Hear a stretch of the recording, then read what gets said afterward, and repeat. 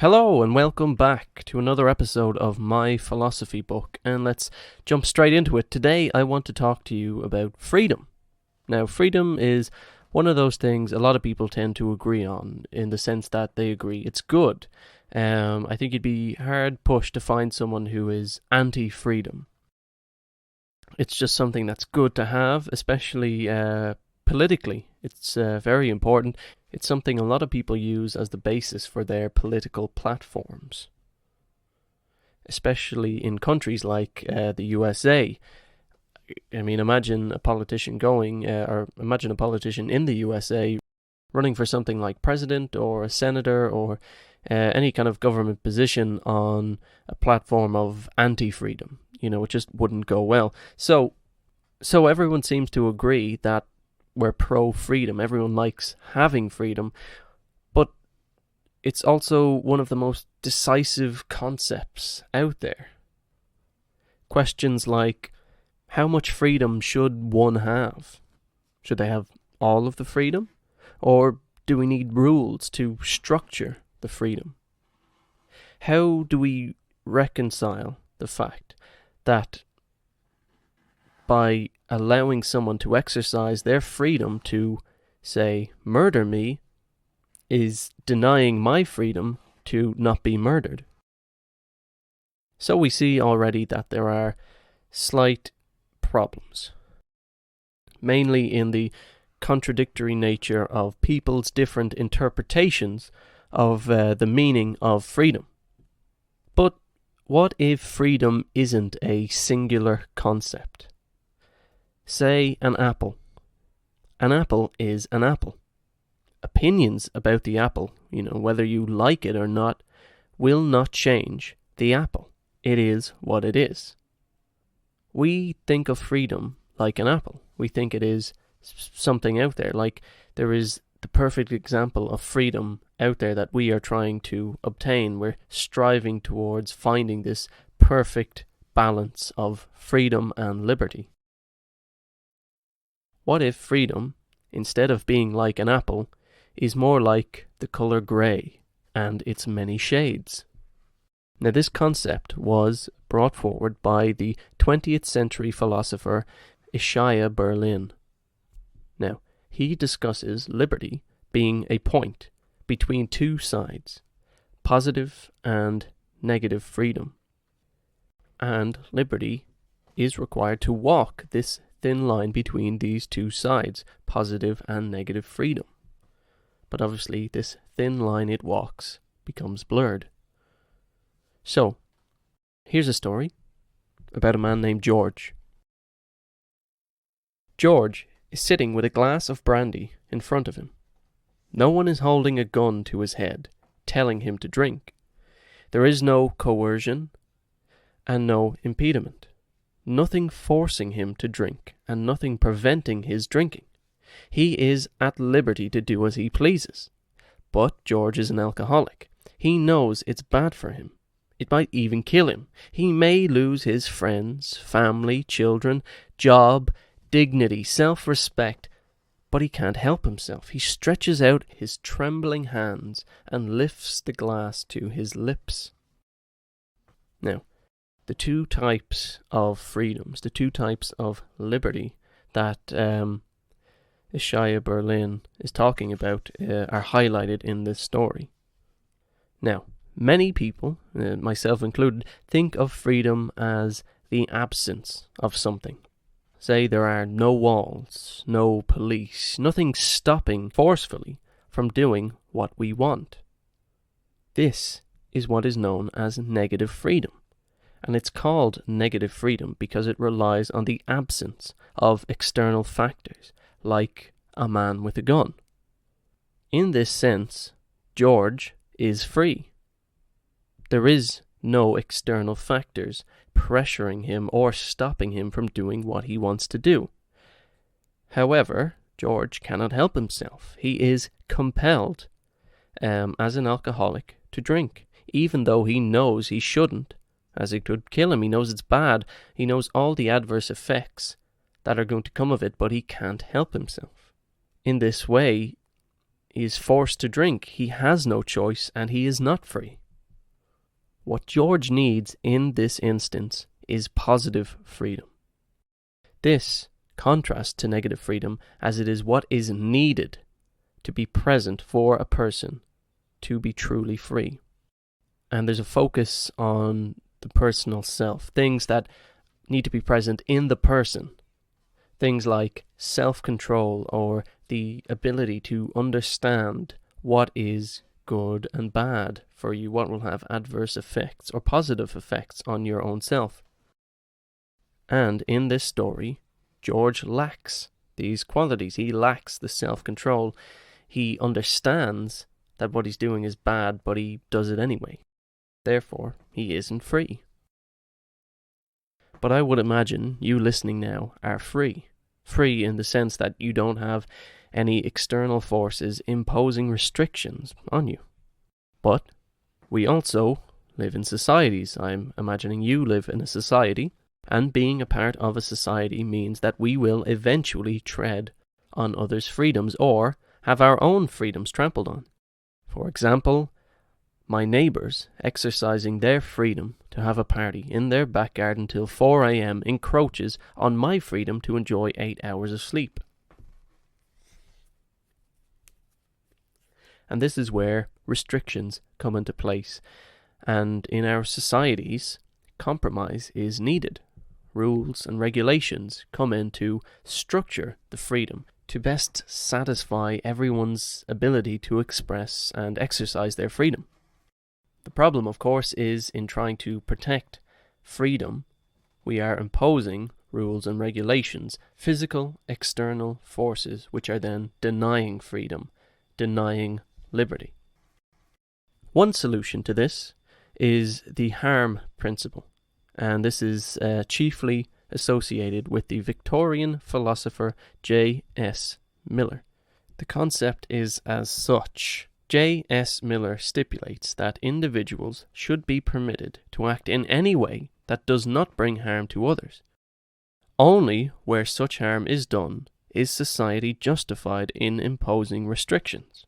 In some way we can define an area of private liberty that is sacrosanct and immune to outside interference. Basically what this means is if we clearly define what liberty is and its boundaries, we are then left with a little piece of that liberty that is untouchable. It has now become an apple. It's unchanging.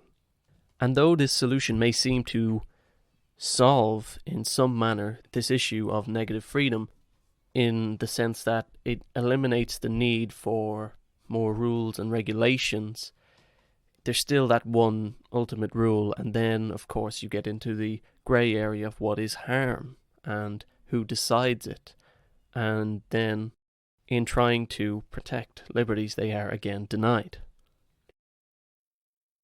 And this idea of negative freedom is the most dominant in the Western world today.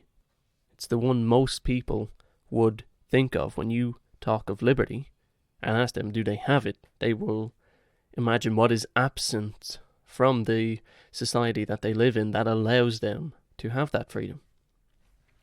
Especially in countries like the USA, which is known for their strong devotion to their concept of freedom and liberty. But it is plain to see for many people who are outside the country, and I'm sure just as many people who are within the country, that it is a shadow of liberty. Can a person truly be free if they lack the ability or the resources to exercise that freedom? It's no secret that in countries like the USA, or even countries like here in Ireland, that some people enjoy different liberties, different freedom than others do, despite the fact that we are all by right allocated the same amount of freedom, the same amount of liberty. But in a place like the USA, it is true to say that anyone is free to become president. That's a true statement. There is no law stopping anyone. There are no other external forces that physically put a barrier between someone becoming president. But in reality, it would be impossible for the vast majority of the citizens of the US to become president. Money, education, and social status. Though technically a person is not stopped from becoming president, without significant amounts of these necessities, things like money and education and social status, a person is not free to pursue this goal of becoming president. So then we come to positive freedom, and this is a trickier concept, something that is not so familiar in the Western world. This concept focuses less on the obstacles and more on the objectives. It involves personal empowerment and responsibility, as well as casting off cultural pressures that people are subjected to even to this day. But the positive freedom focuses mainly on the self, achieving your true potential, the triumph of your higher self. So, if we remember George, and we look back, part of him that understood that alcohol was harming him was his logical higher self, the best part of him. But he was out of control, and he was dominated by his lower self, his base instincts. The idea of positive freedom would have us believe that it is up to George to find it within himself, to free himself from the vices that are currently denying him his liberty. Only he can have the self-control to stop him from picking up the bottle and having another drink.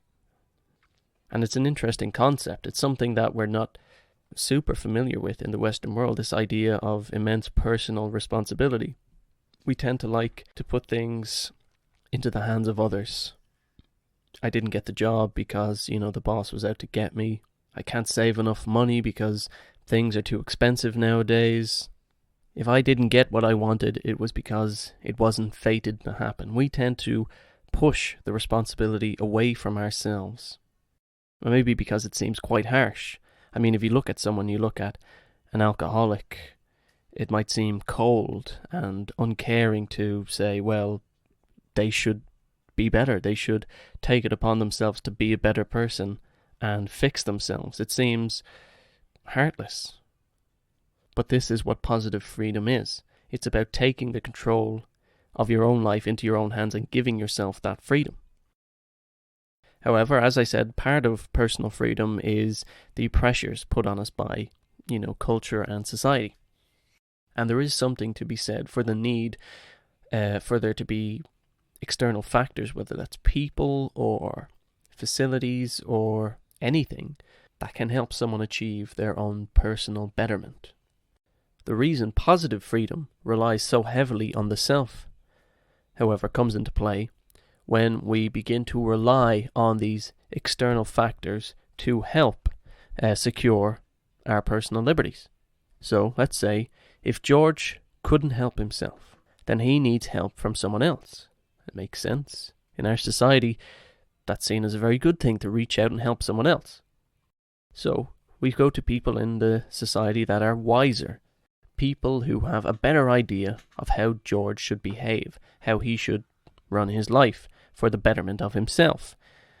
And again, this makes a certain type of sense. If he is out of control, then he needs to be shown a better way, and sometimes that requires a firm hand. This is where a fine line is drawn, and then immediately blurred. The next step, well, we tried helping George, we tried giving him advice, and he wasn't taking it. Well, let's just take the bottle away from him. Then, take the bottle away from all others like George. We then have a state, a society, a board, a person, it could be anything, someone or something or some people who are now dictating what is for the best of someone. despite the fact it might be contrary to how they feel, what they believe, and what they want. This positive freedom has now become the tyranny it sought to extinguish. And I'm going to finish now with a quick quote from Ishaya Berlin. To manipulate men, to propel them towards goals which you, the social reformer, see, but they may not, is to deny their human essence, to treat them as objects without wills of their own, and therefore degrade them. But that brings us to the end of today's little episode.